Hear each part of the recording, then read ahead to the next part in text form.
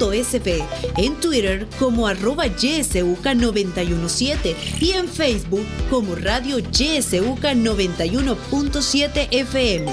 YSUCA, contigo en la nueva era digital.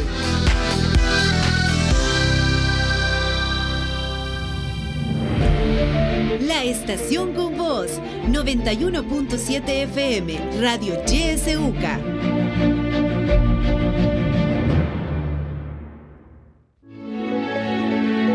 Política, economía, realidad nacional.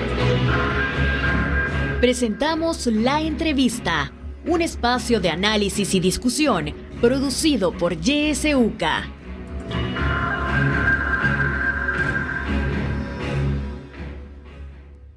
Muy buenos días, iniciamos el espacio de la entrevista cuando son las 7 de la mañana con 3 minutos. Les saluda Kenia Gómez. Este día vamos a hablar sobre el informe anual 2022 del Estado de los Derechos Humanos en El Salvador. Nos acompaña para hablar sobre este informe y los hallazgos Jorge Rodríguez, coordinador del Observatorio Universitario de Derechos Humanos, OUDH. Muy buenos días, Jorge, bienvenido. Hola, buenos días, Kenia. Muchas gracias por la invitación a la radio YSUCA y un saludo muy cordial a todos los radioescuchas. Bueno, es un informe bastante amplio. Vamos a tratar de abordar, ¿verdad?, algunos temas, hay hallazgos bastante importantes en este informe que tiene pues la particularidad de que se desarrolla en el año 2022, todos esos temas que están abordados en este informe, un año con régimen de excepción. Comencemos hablando sobre las detenciones. Jorge, ¿qué hallazgos hay en este tema de detenciones durante el año 2022 y que lo recaba este informe? Sí. Bueno, en el caso de las detenciones, la Policía Nacional Civil reportó la realización de más de 86,000 detenciones entre los meses de enero a diciembre del año 2022, es decir, incluye 3 meses, los 3 meses anteriores al régimen. Este número de las 86,000 detenciones significa un promedio diario de 235 y un promedio mensual de más de 7,100 detenciones cada mes, ¿verdad? E implica un aumento del 174% respecto de las detenciones realizadas en el año 2021, que fueron alrededor de 31,000. De estas 86,000 detenciones, 61,300 fueron realizados como parte del régimen de excepción. Es decir, que hay otras 24,000 detenciones, más de 24,000, que fueron realizadas por las autoridades, pero que no fueron informadas como parte del régimen. Ahora bien, ya desde una perspectiva cuantitativa, estos números ya evidencian un abuso de esta facultad legal, pero un abuso, en fin, de las detenciones por parte de la Policía Nacional Civil. Y es que hemos pasado de una tasa de más de 495 detenciones por cada 100,000 habitantes, que fue la tasa de 2021, a una tasa de más de 1,300 detenciones por cada 100,000 habitantes. Como decía, ya desde estos números ya reflejan un abuso. Pero además, organizaciones de derechos humanos, y en particular 8 organizaciones de derechos humanos, entre las cuales está el IDUCA, está el Servicio Social Pasionista, FESPAD, Cristosal, han estado registrando y documentando una serie de vulneraciones a derechos humanos, y hasta febrero de este año habían registrado más de 4,500 casos de vulneraciones a derechos humanos, entre las cuales la mayoría de ellas fueron detenciones arbitrarias. Ciertamente hay un patrón que ha sido caracterizado por estas organizaciones y por otras organizaciones internacionales, y es la realización, por ejemplo, de capturas que no tienen a la base una investigación que esté vinculando a la persona que está siendo sujeto de detención a el cometimiento de un delito o su participación a una estructura del crimen organizado. Este es un elemento fundamental porque lo ideal es que la captura tiene que ir dirigida justamente a las personas que están siendo vinculadas a un delito, a una estructura criminal, y que tenga la base, una investigación que fundamente la captura. Esto no ha sido lo que ha pasado en el año 2022 con el régimen, sino que al contrario se han llevado capturas masivas e indiscriminadas, ¿verdad?, sobre todo en zonas estigmatizadas por la violencia, que generalmente son zonas de escasos recursos. Y también se ha denunciado un patrón de acoso dirigido específicamente a poblaciones como lo son las juventudes, ¿verdad? Es decir, esta estrategia de detenciones no ha tenido a la base o una guía de investigación, ¿verdad? Sino que ha sido una inercia institucional de detener por detener, ¿verdad? Pero además, en el marco de las detenciones arbitrarias no son las únicas, no es el único hecho violatorio que se ha registrado, ¿verdad? Sino que la forma en cómo se llevaron a cabo estas detenciones, ¿verdad? Durante gran parte del régimen en el año 2022, y me refiero a, por ejemplo, el hecho de que las autoridades no informan a el grupo familiar sobre la detención del individuo, que cuando el grupo familiar se acerca a Bartolinas policiales y a centros penales a pedir información sobre una persona integrante de su grupo familiar, y las autoridades no le dan información certera sobre si esta persona está en A o en B centro de detención, no le dan información sobre su estado de salud, no permiten la comunicación entre el privado de libertad y la familia, no informan sobre traslados de internos de un centro penitenciario a otro, ni al interno ni a la familia. Todos estos elementos son constitutivos de una violación de derechos humanos que se llama desaparición forzada, aunque éstas fueran de corta duración. Es decir, son dos tipologías de violaciones de derechos humanos las que se han registrado solo en el marco del proceso de captura o detención, que son las detenciones ilegales o arbitrarias y la desaparición forzada de corta duración. Otro dato importante que es como resultado de toda la estrategia o la atención a casos que ha desarrollado el Instituto de Derechos Humanos de la UCA, que nosotros también reflejamos en el informe, es que de los más de 600 casos atendidos por el IDUCA en el marco del régimen de excepción durante el año 2022, solo en el 16.4% de los casos relacionados a detenciones arbitrarias, las autoridades informaron a la persona que estaba siendo detenida de su vinculación con un delito en particular. Hay un 38% donde el policía no informó de por qué estaba siendo detenido, cuando lo ideal es justamente que en el proceso de detención se le informe, ¿verdad?, de las razones por las cuales está siendo detenida. Y en un 45% las razones que esgrimieron las autoridades no fueron claras o no eran constitutivos o suficientes para fundamentar una detención, como por ejemplo argumentaban que porque tenía antecedentes penales o por denuncias anónimas o por determinados planes que se estaban desarrollando, o incluso razones menos legales, por decirlo así, como por ejemplo decían que era por orden del Ejecutivo o por orden del presidente. Es decir, una detención tiene que realizarse sobre la base de una investigación, no pueden ser por órdenes directas. Entonces, esta es, digamos, la tipología de lo que nosotros hemos reflejado solo en el tema de las detenciones.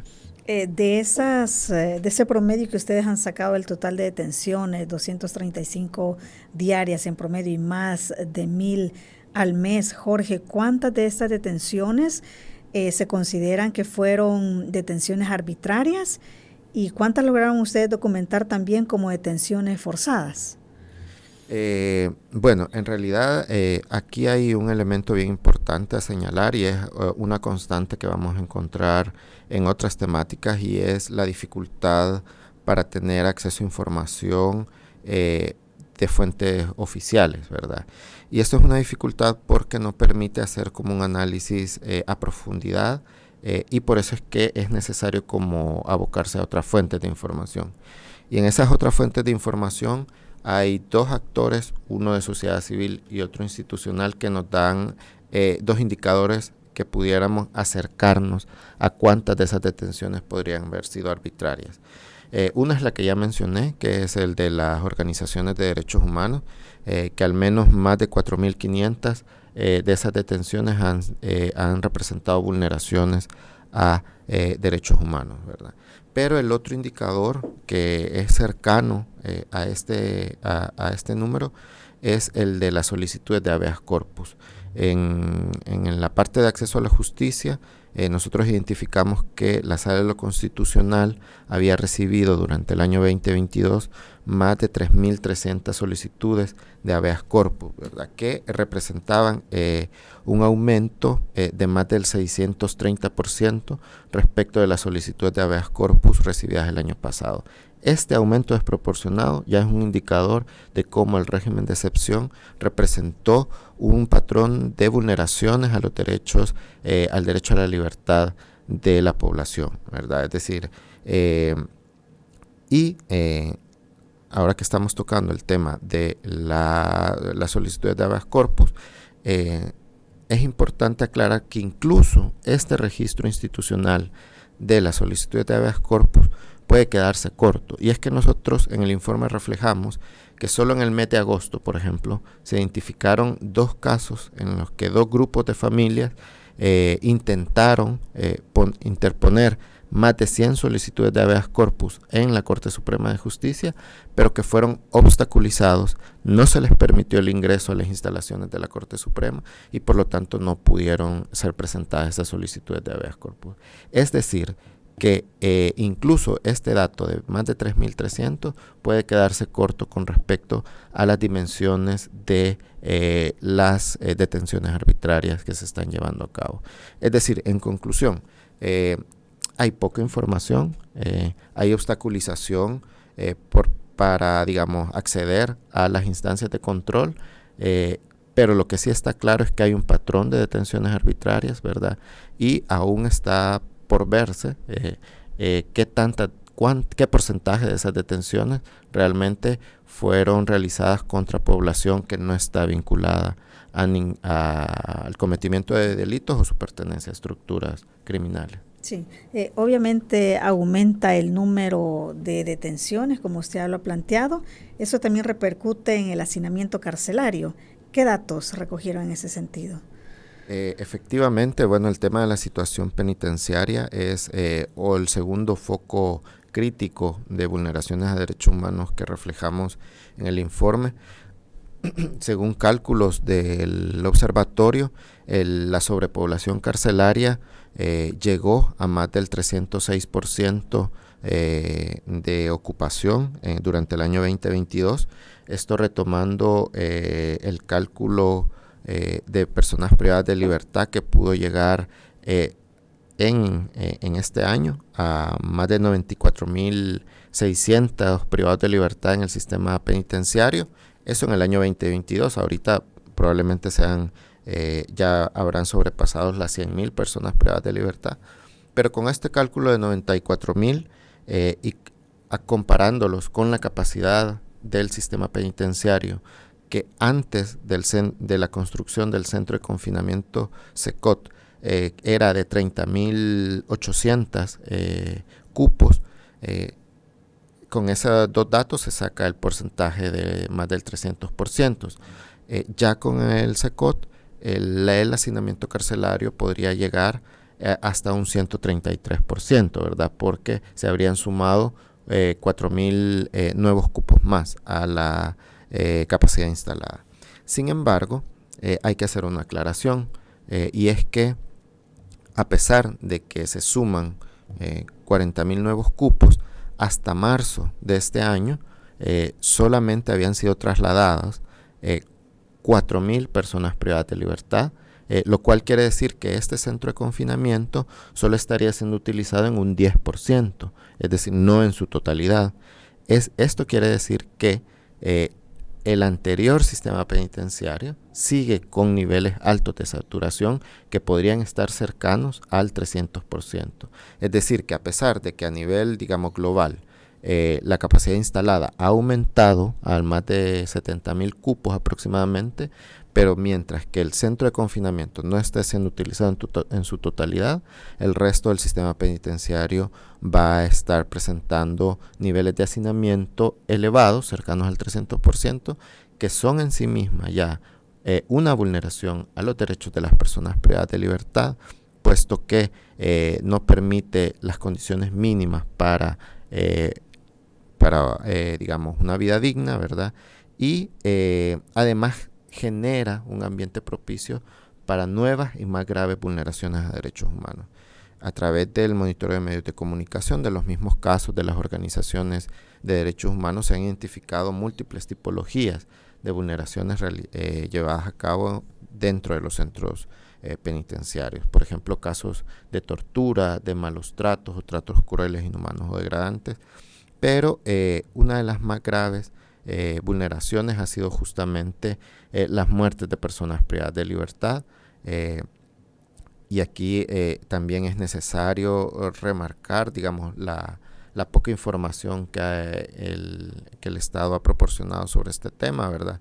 Hasta noviembre del año pasado solo se habrían reconocido por parte de las autoridades alrededor de 90 muertes de personas privadas de libertad, mientras que otras fuentes de información, como las organizaciones, habían informado de alrededor de 102 muertes, e incluso organizaciones de víctimas del régimen de excepción habrían manejado en algún momento más de 200 muertes, ¿verdad? Es decir, no hay información certera, pero lo cierto es que ha habido un aumento en el número de personas fallecidas, de personas privadas de libertad fallecidas, en diferentes contextos, ¿verdad? Y hay dos que quiero señalar y que están reflejadas en el informe. Hay un número determinado de muertes de personas privadas de libertad que ha sido el resultado del agravamiento de las condiciones de salud de las personas privadas de libertad, que se da como resultado, por un lado, de las críticas condiciones en las que se encuentran esta población penitenciaria, pero además de la obstaculización de acceder a servicios de salud y de atención médica de personas con padecimientos graves, ¿verdad? Pero en un segundo contexto hay otra cantidad de muertes, ¿verdad?, aún por determinar, de fallecimientos que son resultado de acciones violentas intencionadas. Es decir, son víctimas de homicidios al interior de los centros penitenciarios. Muchos de ellos como resultado de acciones violentas llevadas a cabo por el mismo personal penitenciario, y otras probablemente como resultado de agresiones de otros internos, ¿verdad? Pero en todo caso, todas las muertes de personas privadas de libertad son atribuibles la responsabilidad al Estado, porque es el Estado el que tiene la obligación de garantizar los derechos de la población privada de libertad. Y aquí es importante remarcar que el único derecho del que se priva a las personas que pasan internamiento es justamente el derecho a la libertad, ¿verdad? En el sentido de que están en el marco de un proceso de investigación y que se le debe de vincular, como decíamos antes, al cometimiento de un delito o una estructura criminal. Pero ese es el único derecho. Todos los otros derechos siguen vigentes y es el Estado el responsable de garantizar. Y por lo tanto, frente al cometimiento de casos de tortura, de muertes bajo custodia policial, es necesario generar procesos de investigación independientes e imparciales que lleven a deducir las responsabilidades individuales frente a esas muertes. Y esto es además porque, aunque no hay información certera, sin embargo, es muy probable o es casi seguro que la mayoría de la población privada de libertad esté en condición de procesadas, y hay un mínimo porcentaje que ya fue condenado. Es decir, que toda esta situación de vulneraciones lo está sufriendo y padeciendo población que no ha sido condenada, es decir, que no se les ha comprobado su participación en estructuras o en delitos, es decir, desde una perspectiva estricta, son personas en su gran mayoría inocentes. Sí, Jorge, y con respecto a las muertes en los centros penales y las torturas, Medicina Legal no ha dado información de manera que puedan ustedes corroborar, digamos, cuántas muertes sucedieron o cuántas torturas han habido en los centros penales. Justamente nosotros solicitamos información a las diferentes instituciones, a la Policía Nacional, a la Fiscalía, al Instituto de Medicina Legal, sobre las muertes violentas ocurridas en contexto general, ¿verdad? Y en particular también sobre las muertes ocurridas en centros penitenciarios, y toda la información relacionada a este tema ha sido reservada y no ha habido transparencia sobre esto. Entonces, ahí nos encontramos con una barrera y con un patrón de ocultamiento de información que genera más sospechas sobre la forma de actuar de las instituciones y sobre los niveles de violaciones de derechos humanos que se está cometiendo en los centros penales. No han sido reveladas la información, y lo que hemos logrado recabar es gracias a otras fuentes, como decía, de organizaciones de sociedad civil en su labor de acompañar y de atender a las víctimas del régimen.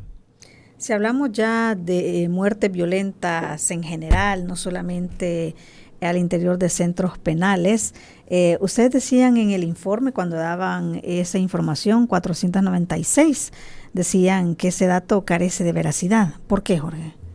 Sí, bueno, este es un dato que dieron las autoridades al principio, en enero de este año, que informaban que habían habido 396 muertes violentas o homicidios.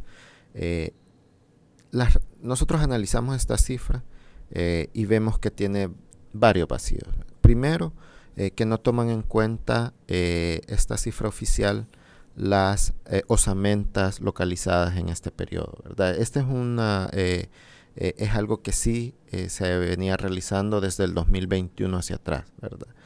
Otro de los elementos que no se toma en cuenta en el dato oficial son las muertes de personas particulares catalogadas por las autoridades como pandilleros. Y aquí quiero hacer la aclaración de que desde hace muchos años, ¿verdad?, diferentes organizaciones de derechos humanos, incluso la misma Procuraduría de Derechos Humanos e investigaciones periodísticas, han demostrado que el tema de los enfrentamientos armados ha sido una narrativa utilizada por las autoridades para esconder incluso casos de ejecuciones extrajudiciales llevadas a cabo en contra de personas que no necesariamente tienen participación en estructuras del crimen organizado, ¿verdad? Hay múltiples investigaciones que han demostrado que de casos que han sido manejados inicialmente como enfrentamientos armados y que en realidad han sido ejecuciones extrajudiciales. Además de estos dos elementos, las muertes en enfrentamientos y las osamentas, tampoco este dato está tomando en cuenta todas las muertes de privados de libertad que han sido resultado de acciones violentas intencionadas, es decir, de homicidios al interior del sistema penitenciario. Por otro lado, otro de los elementos que identificamos es, y también lo han demostrado seguimientos de medios de comunicación independientes, y nosotros como observatorio también hicimos ese análisis, de que hubo una práctica durante el año pasado de que se informaban los famosos días con 0 homicidios, pero que al final otras fuentes de información, como otros medios de comunicación, informaban de que sí había ocurrido un homicidio en X o Y lugar. Perdón. En ese sentido, todos estos elementos están quitándole veracidad a la cifra oficial. Nosotros hacemos una proyección de una cifra alternativa y aproximada, ¿verdad?, de homicidios, y calculamos que en el año 2022 hubieron al menos 659 muertes violentas. Y digo al menos porque pudieron haber sido más, ¿verdad? Porque nosotros en esta cifra incluimos obviamente las muertes de personas particulares ocurridas en enfrentamientos, incluimos 30 osamentas localizadas, pero sobre todo en los primeros meses del año es probable que existan más osamentas localizadas, porque también las autoridades no han sido transparentes y han reservado toda la información relacionada a cementerios clandestinos, ¿verdad? E incluimos un porcentaje de personas privadas de libertad fallecidas, ¿verdad? Pero como digo, es una aproximación, sí, y es probable que este número sea aún mayor. Aún con esta aproximación, nosotros calculamos una tasa de 10.4 homicidios por cada 100.000 habitantes, que ciertamente refleja una reducción, pero nos preocupa el manejo irresponsable que se están haciendo de esta cifra y de esta situación, que es una grave violación también a los derechos de la población. Y además, y bueno, aquí enlazo con otro tema, cabe mencionar que no se han esclarecido aún las responsabilidades de las 87 muertes que ocurrieron en marzo del año 2022, ¿verdad? Que fueron las que originaron el régimen de excepción. Sí, bueno, vamos a hacer una pausa en estos momentos. Cuando regresemos vamos a continuar conversando sobre este informe 2022 y usted también que nos está sintonizando tendrá la oportunidad de hacer sus comentarios y preguntas a Jorge, coordinador del OUDH, quien está con nosotros y pues conversando sobre qué pasó en 2022 en el tema de vulneraciones a derechos humanos. No nos cambie, ya regresamos.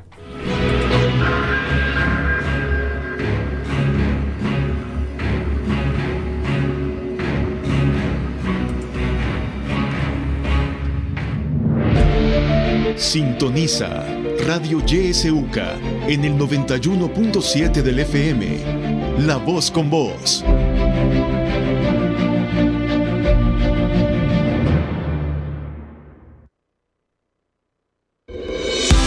En la internet puedes buscarnos en nuestra página web www.ysuca.org.sv, en Twitter como @ysuca917 y en Facebook como Radio YSUCA 91.7 FM.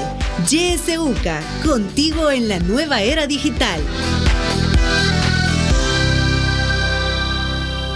Yo diría que el pueblo haga oír su voz. Hora 10. Que la realidad tome la palabra a través de la ciudadanía activa. Que reflexionen sobre la situación del país, que exijan ser bien informados. Hora 10. De lunes a viernes a partir de las 10 de la mañana. Le esperamos.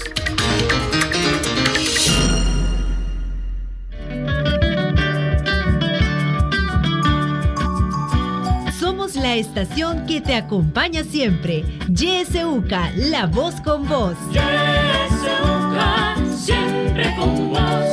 91.7, la voz con vos.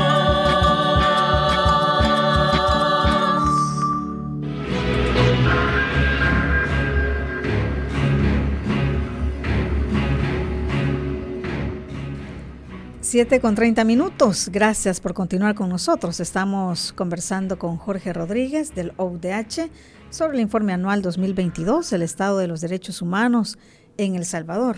Recuerde, como siempre, habilitado nuestro WhatsApp 7571-2779 y también nuestros números de cabina 2275-9501 y terminación 02.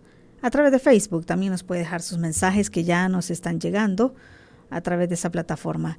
Dice la policía, hacer investigaciones y por información verbal en la comunidad acusan a los participantes de un crimen y cómo comprobar la inocencia.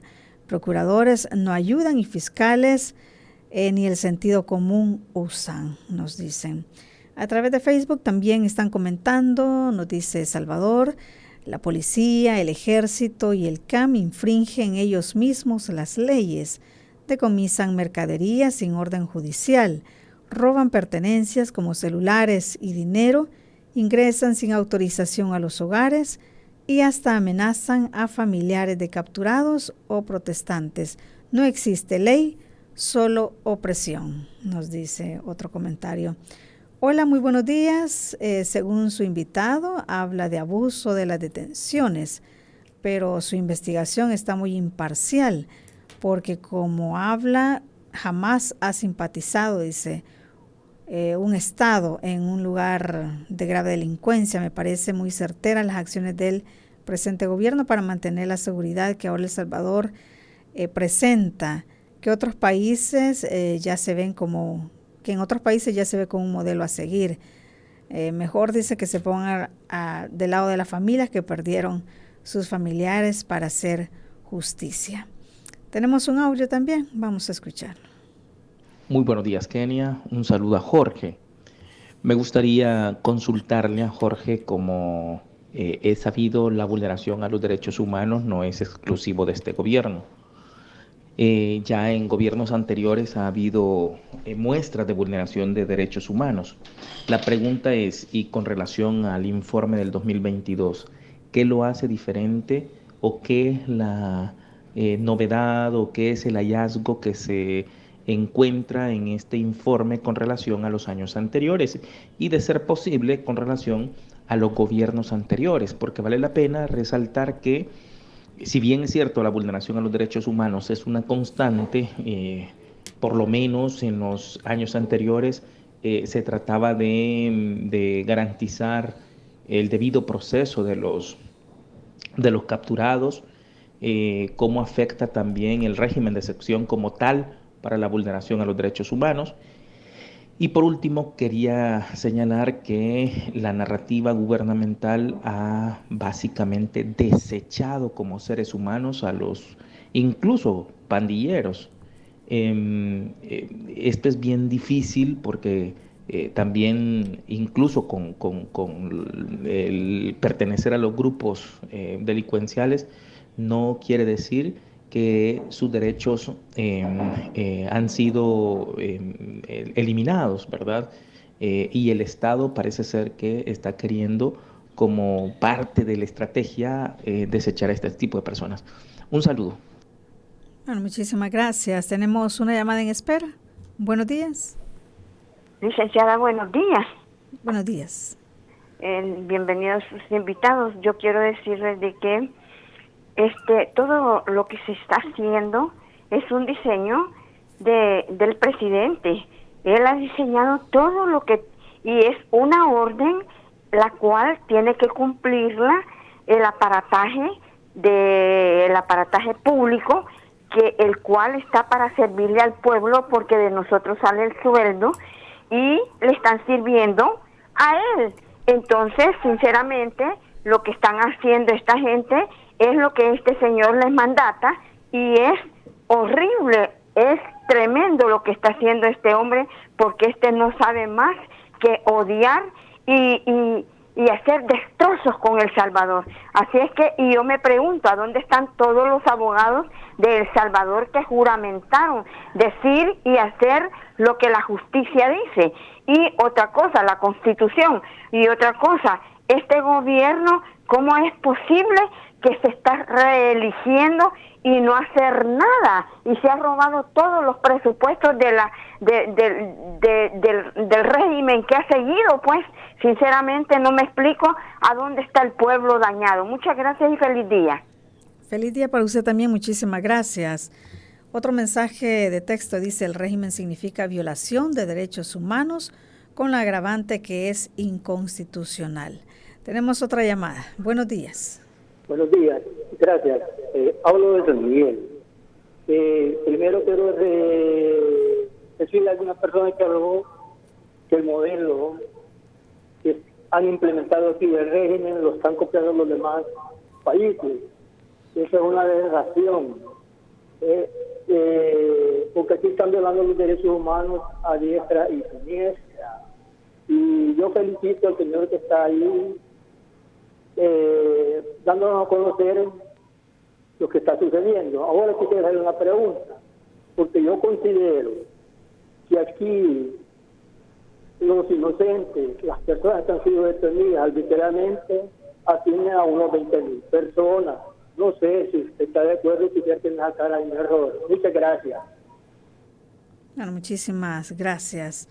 Nos dice David también: buenos días, saludos. El régimen de excepción tiene las manos manchadas de sangre inocente del pueblo salvadoreño, nos dice otro comentario. Nos quedamos para acá. Usted puede seguir enviándose, así lo desea, para luego dar lectura. Uno más nos acaba de llegar. Dice: la defensa en estos casos está anulada, es frustrante. Los jueces saben lo que están haciendo, pero solo están ganando su buen salario. Son una vergüenza, dice. Bueno, adelante, Jorge. Muchas gracias. Bueno, muchas gracias a todas las participaciones, a los comentarios en redes sociales, a las llamadas, a los audios. Todas las intervenciones son muy importantes para para nosotros porque reflejan diferentes aristas de todo lo que está pasando en El Salvador, y me parece que todas las intervenciones tienen su parte de verdad. Y por ejemplo, me voy a referir primero al comentario que planteaba sobre los resultados desde una perspectiva positiva del régimen, ¿verdad? Que me parece que fue la segunda o la tercera lectura de comentario. Es evidente que el régimen de excepción ha tenido resultados particulares, lo confirman varias fuentes de información, ¿verdad? Que ha habido una reducción en algunos tipos de violencia, no en todos, que hay comunidades donde hay más libertad de movimiento, es decir, hay resultados sensibles, ¿verdad? Sin embargo, no es cierto que haya plena seguridad ahora en El Salvador. Por ejemplo, en el informe nosotros reflejamos que hay al menos 3 temas que siguen ocurriendo de forma preocupante, y uno es el tema del desplazamiento forzado interno. De nuevo, recurriendo al gran trabajo de las organizaciones de derechos humanos de sociedad civil, a todas las organizaciones que están acompañando a las víctimas del régimen y a las víctimas de la violencia, en los últimos 3 años, ¿verdad? Es decir, desde el año 2020 hasta el año 2022, se han registrado más de 2.200 casos de desplazamiento forzado interno, ¿verdad?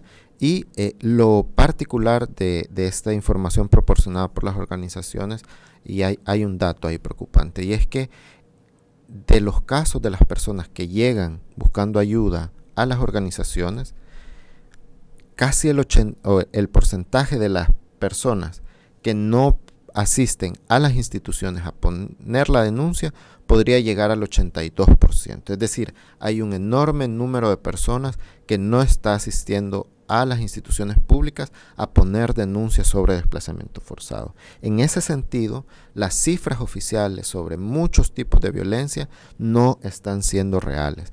Tienen un subregistro importante y no están reflejando los reales niveles de victimización que se están llevando. Y otro elemento, otro dato que refleja es que del año 2021 al año 2022, antes del 2022, el principal agente que generaba desplazamiento forzado interno eran justamente las estructuras del crimen organizado, ¿verdad? Las maras. Pero a partir del año 2022, el principal perpetrador de desplazamiento forzado interno ha sido el Estado. Es decir, que el Estado se ha convertido en un actor de la violencia, ¿verdad?, que genera desplazamiento forzado. Otro de los elementos que nosotros reflejamos en el informe y que abona a la caracterización de que El Salvador no es un país seguro todavía es el tema de violencia sexual. La Policía Nacional Civil recibió durante el año pasado más de 5.000 denuncias de violencia sexual, con hechos delictivos los más graves, ¿verdad? Violación en menor incapaz, acoso sexual, estupro, ¿verdad? El Instituto de Medicina Legal también reportó la realización de más de 3.800 reconocimientos médicos relacionados a hechos de violencia sexual. Y aquí el tema es que la población mayormente vulnerada son mujeres, ya que más del 90% de las víctimas son mujeres, y niños, niñas y adolescentes menores de edad al representar más del 85%. ¿Y cuál es el problema de esto? El problema de esto es que estos dos tipos de violencia, ¿verdad?, el desplazamiento forzado, la violencia sexual y otros que abordamos en el informe, pero que por razones de tiempo no es posible ahondar, como el tema de las desapariciones, ¿verdad?, han sido desplazados por el régimen. Han sido desplazados a nivel de agenda pública y también han sido ignorados por el sistema de justicia. Es decir, no se están haciendo investigaciones, no se está atendiendo a estos tipos de violencia por la saturación que ha generado el régimen de excepción en el sistema de justicia. Quiero referirme también a la segunda intervención, y es la que hacía referencia a cómo la policía ha cometido delitos los decomisos de mercadería y en diferentes tipologías de delitos y de vulneraciones. Y esto es un tema que es una de las implicaciones, ¿verdad? Incluso puede ser una de las implicaciones de largo plazo que nos preocupa bastante como observatorio y como Instituto de Derechos Humanos, y es que se está creando y que se ha permitido e instaurado una inercia institucional en el cuerpo policial que les permite actuar sin consecuencias. Es decir, hay un patrón de detenciones arbitrarias. Como lo decía el comentario, hay un patrón incluso de cometer delitos por parte de la institución policial, y no hay investigaciones, las instancias de control, tanto internas como externas, no han demostrado voluntad para investigar los abusos de parte de la institución policial. Por lo tanto, se sienten impunes, ¿verdad? Es decir, pueden actuar según su criterio sin consecuencias para ello. Y digamos, este es uno de los elementos que podría estar apuntando a largo plazo, ¿verdad? No sabemos cuánto o qué va a costarle al país revertir esta situación, ¿verdad? De impunidad respecto de la Policía Nacional. Me voy a referir ahora al audio que nos hacía la pregunta de qué es lo que se hace diferente. Y aquí también le agradezco, digamos, lo que ha señalado, porque de hecho hay muchas prácticas, la mayoría de las prácticas no son nuevas, sino que están ancladas en prácticas anteriores. Para el caso, el tema del abuso de la detención, de la figura de la detención, es algo que desde el IDUCA venimos denunciando desde el año 2018. Ya los números del año 2018, cuando el número de detenciones anuales andaba por las 41,000 personas, ya implicaba un abuso de esta figura para la Policía Nacional Civil, porque había una tendencia efectivamente para abusar de la detención en flagrancia y que no estaba a la base de una investigación. El tema de la situación penitenciaria tampoco es nueva.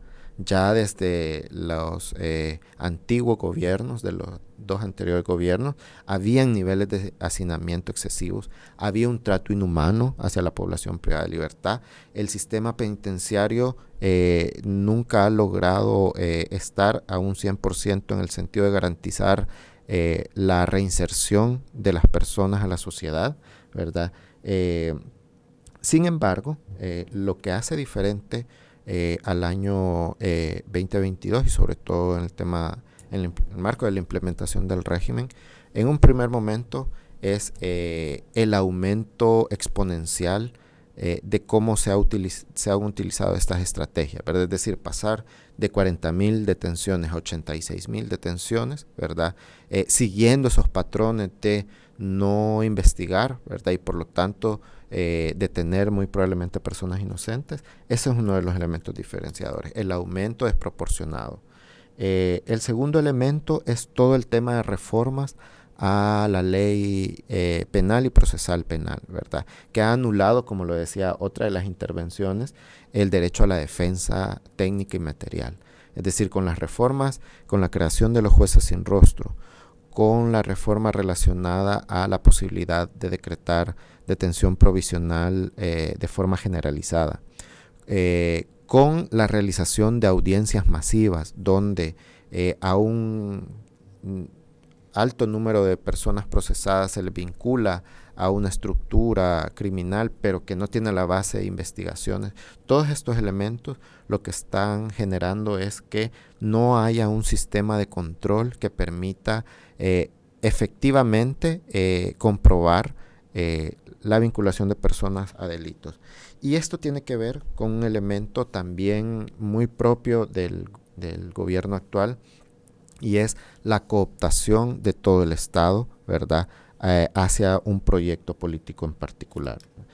Antes, por ejemplo, en el caso de muertes violentas, había una mesa interinstitucional que estaba integrado por la Policía Nacional, por la Fiscalía General y por el Instituto de Medicina Legal, donde, por ejemplo, se hacía una especie de control entre las tres instituciones y en el proceso de homologación de cifras no se permitía, digamos, es lo que se está dando ahora, que es, digamos, manipular las cifras y dar información errónea, ¿verdad? O, por ejemplo, el hecho de que la Fiscalía General no investigue a los múltiples casos de abuso de la institución policial es algo también nuevo que antes no se daba, o al menos sí había, se mostraban investigaciones, por ejemplo, en años anteriores, en los últimos 4 años la Fiscalía habría, digamos, desarticulado a más de 10 grupos de exterminio desde el año 2019, grupos de exterminio que habían sido integrados por policías, por militares y por población civil. Ahora no tenemos noticia de que la Fiscalía esté investigando a policías o a este tipo de estructuras.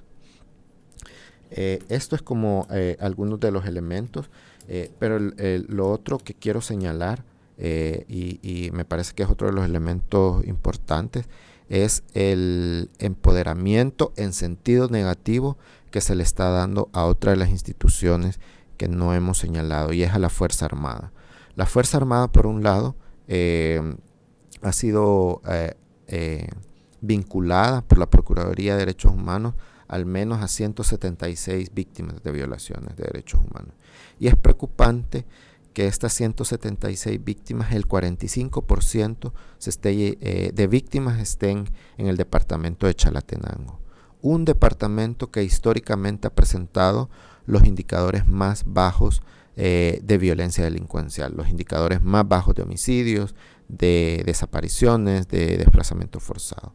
Entonces, ¿por qué? ¿Qué está pasando con la Fuerza Armada en Chalatenango? Es una pregunta que tienen que responder las autoridades.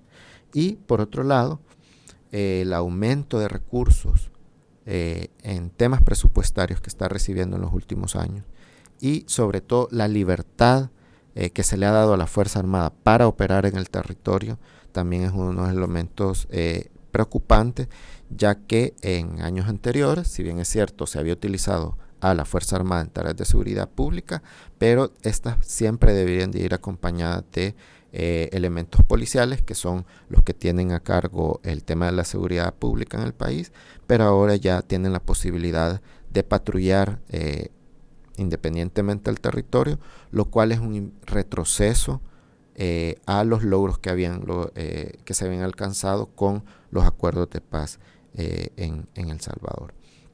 Entonces es preocupante. Y el otro elemento también novedoso, que tiene que ver con el tema del plan de control territorial, es esa meta de llegar a 40,000 efectivos militares, todos vinculados al tema de seguridad pública.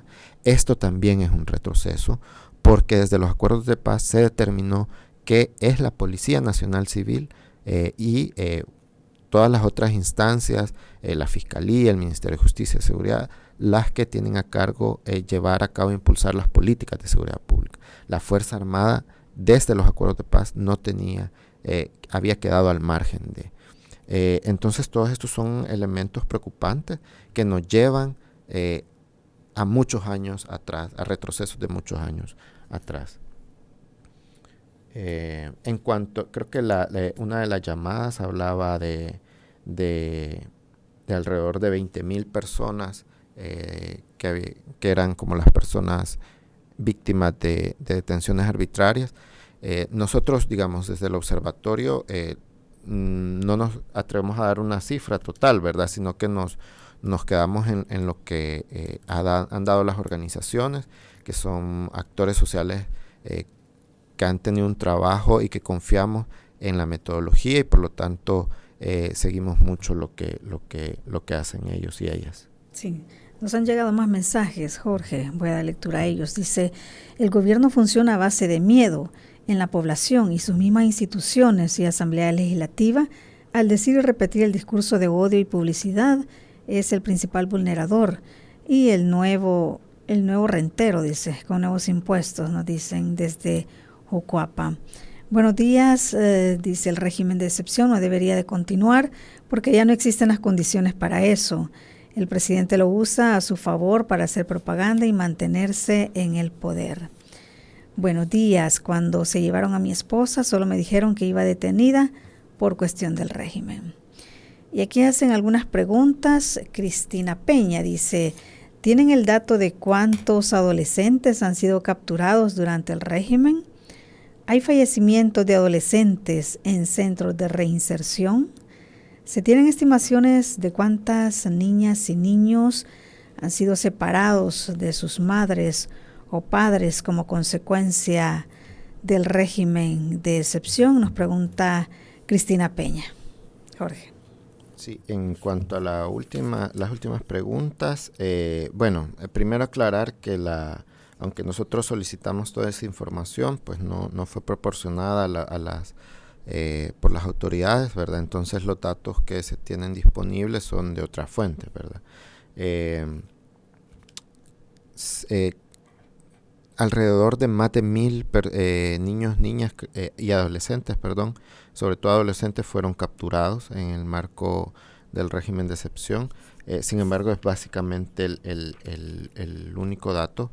Pero lo cierto es que además de eso, con toda la masividad de las detenciones, pues hay toda una población de niños y niñas que ha quedado en desamparo, ¿verdad? Es decir, padres y madres que fueron detenidas y cuyos niños y niñas, hijos e hijas han tenido que, algunos han quedado sin el amparo o tienen que ser cuidadas por familiares, ¿verdad? Han tenido que abandonar sus procesos de educación formal, la escuela, y estos otros elementos de las implicaciones de largo plazo que aún estamos pendientes como de identificar, ¿verdad? ¿Qué tanto va a afectar a las futuras generaciones todo el desamparo que la niñez está padeciendo ahora como resultado del régimen de excepción? En la primera intervención, el primer mensaje que leyó también me da pie a resaltar otro elemento que probablemente no lo haya desarrollado de la mejor manera, y es el tema del miedo a la población y cómo la ausencia de investigaciones de las instancias de control hacia los abusos policiales, ¿verdad? Y es que al menos solo la PDH y la Inspectoría General proporcionaron información sobre los abusos policiales, pero por ejemplo la Fiscalía General, que es la principal llamada a investigar, y la Policía Nacional Civil a través de sus unidades internas de control no dieron información. La Inspectoría General informó que había trasladado o remitido 119 casos de violaciones de derechos humanos cometidos por agentes policiales, pero no hay información de avances importantes en términos de investigación o de resultados judiciales, y esto abona justamente a cómo el Estado ya es un actor más impune en el territorio, y por lo tanto hay un miedo en la población de poder ser detenido y que no hay instancias a las cuales acudir. Sí, bueno, y eso lo plantean las encuestas también, ¿verdad?, del YUDOP. Jorge, a partir de estos hallazgos que ustedes han encontrado en este informe de Derechos Humanos 2022, finalmente, ¿cuáles son las recomendaciones que hacen como OUDH? Sí. Nosotros planteamos una serie de alrededor de 13 recomendaciones, obviamente orientadas a buscar solucionar, ¿verdad?, los problemas identificados, ¿verdad? Creemos que son las instituciones públicas las principales llamadas, en un caso, a revertir algunas políticas y a investigar. La primera recomendación y más urgente es que nos sumamos a las voces que piden, solicitan y exigen dejar sin efecto inmediatamente el régimen de excepción. Y lo decía una llamada, es decir, las condiciones que originaron este régimen ya no están vigentes, ¿verdad?, por un lado, pero por otro lado, la forma en cómo se ha implementado, que se ha hecho la nueva normalidad, por decirlo de alguna forma, contraría los principios constitucionales e internacionales relacionados a los estados de excepción, ¿verdad? Estamos a las puertas del 13 meses de vivir en régimen de excepción, cuando, como el mismo término lo dice, debería de ser excepcional. La segunda recomendación es justamente la necesidad de impulsar investigaciones imparciales, exhaustivas, independientes, de todos los casos de abusos policiales y abusos de las otras instituciones, de la Dirección General de Centros Penales, de todo el sistema penitenciario, de la Fuerza Armada, con el objetivo de individualizar la responsabilidad frente al cometimiento de delitos y de graves violaciones de derechos humanos, ¿verdad? Y esta recomendación va dirigida particularmente a la Fiscalía General de la República, a la Procuraduría para la Defensa de los Derechos Humanos y a todas las instancias internas de la misma Policía Nacional Civil. Es urgente para nosotros que se permita el ingreso a los centros penales para organizaciones de derechos humanos, tanto nacionales como internacionales, y también hacemos un llamado a que se invite al relator de la CIDH sobre personas privadas de libertad para que también pueda ingresar a los centros penitenciarios y que se investigue de igual forma, de forma imparcial y exhaustiva, todos los fallecimientos ocurridos en el marco del régimen y sobre todo los fallecimientos de personas privadas de libertad, con el objetivo de, como decía, deducir las responsabilidades, ¿verdad? Y una última recomendación que no quiero dejar de mencionar a este respecto es la necesidad de transparentar la información pública. Estamos hablando de información pública. Nosotros no buscamos que se publicite información confidencial, que obviamente datos personales o incluso elementos de planes institucionales que puedan poner en peligro las estrategias, ¿verdad? No, es información pública, estadística sobre muerte violenta, sobre desapariciones, sobre la situación de las personas privadas de libertad. Es la transparencia la única vía de incluir a toda la sociedad y que todos y todas podamos aportar a solucionar los problemas.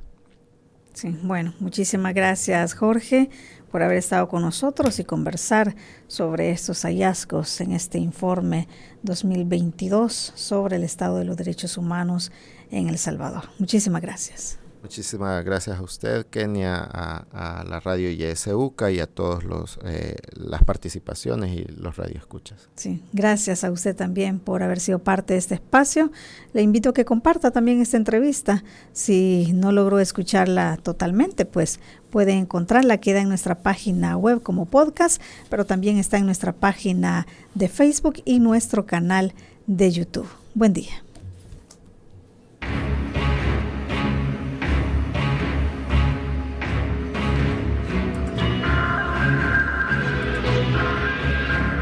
Esta fue La Entrevista. Te invitamos a que no te pierdas nuestra próxima emisión.